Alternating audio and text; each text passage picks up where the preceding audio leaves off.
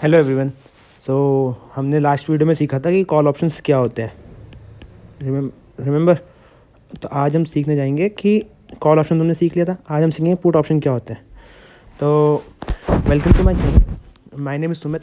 और आज हम स्टार्ट करते हैं पुट के ऑप्शंस के बारे में कि पुट ऑप्शन क्या होते हैं। सिमिलरली हम जो फॉलो कर रहे हैं ऑप्शन चेन के, ऑप्शन ट्रेडिंग के एनालिसिस को, लाइक ऑप्शन ट्रेडिंग क्या होती है स्टॉक मार्केट में। तो हम एग्जांपल लेके चलेंगे HDFC बैंक का। आज के प्राइस में, आज जो है, आज 17 तारीख है, आज मार्केट बंद है ड्यू टू सैटरडे। तो आज की डेट में प्राइस चल रहा है 1400 के आसपास, समथिंग 1400 समथिंग चल रहा है। तो अब हम 1412 को एक्यूरेट लेके चलते हैं।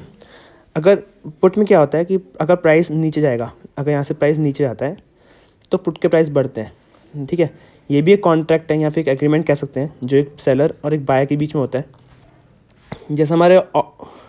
जैसे हमारे कॉल में था, कॉल में बायर अंडरलाइंग एसेट को बाय करता है कि अगर प्राइस उसके ऊपर चला गया, लाइक अगर हमने लास्ट वीडियो में देखा था, अगर 1500 के प्राइस के ऊपर चला जाता है कॉल, तब वो उसको बाय करना पड़ता है या फिर उसको जो भी डिफरेंसेस होते हैं उसे मिलता है, बायर को फ़ायदा होता है इस केस में।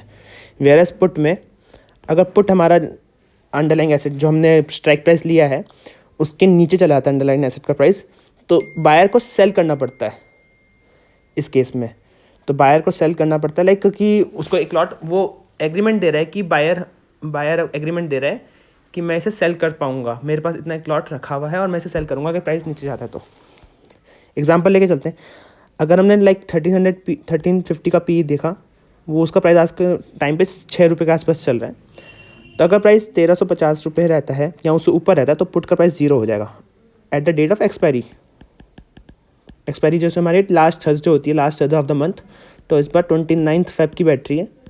तो अगर 29 फेब तक 1350 से ऊपर प्राइस रहता है तो पुट का प्राइस 0 हो जाएगा। अगर 1300 रहता है तो सेम जैसे हमने डिफरेंसेस कैलकुलेट करते, तो पुट का कॉस्ट क्या हो जाएगा, 1350 जो हमारा स्ट्राइक प्राइस था उससे जो हमारा स्टॉक का प्राइस है उतना डिफरेंसेस जो होगा, वो 50 रुपये का डिफरेंस आया, वो हमारा स्ट्राइक प्राइस हुआ, वो पुट का लास्ट प्राइस होगा on the date of expiry, on expiry. ठीक है, लाइक 29 फेब इस साल की, इस महीने की जो एक्सपायरी हो रही है। तो प्रॉफिट अगर कैलकुलेट करें तो 550 का हमने लास्ट एग्जांपल में देखा था लॉट होता है HDFC बैंक का। ये सारे स्टॉक्स का अलग अलग लॉट का साइज़ होता है। ठीक है, और जो हमने बाय करा था, हमने 6 रुपये के भी बाय करा था। तो डिफरेंसेस अगर कैलकुलेट करें तो 24,200 का हमारा प्रॉफिट होगा, वेयर हमने इन्वेस्ट करा था 3300 रुपये पर लॉट। अगर हम पे ऑफ ग्राफ देखें, पे ऑफ ग्राफ क्या होता है कि हमारा किस वैल्यू पे जाके हमारे पास प्रॉफिट आएगा। तो अगर यहाँ देखें तो ये 1350 का प्राइस है। अगर 1350 से नीचे रहता है सारा मार्केट तो हमारा ये सारा लॉस का है, जो कि हमारा 3300 का लॉस है, राइट। वेरस अगर मार्केट यहाँ से नीचे जाता है, अगर यहाँ से 1300 पहुँच जाता है, यहाँ से अगर 1250 पहुँच जाता है, तो हमारा प्रॉफिट उस हिसाब से एक्सपोनेंशियली ग्रो करेगा। इसे हम कहते हैं पुट बाइंग। ठीक है, नेक्स्ट वीडियो में हम क्या सीखेंगे, कॉल सेलिंग,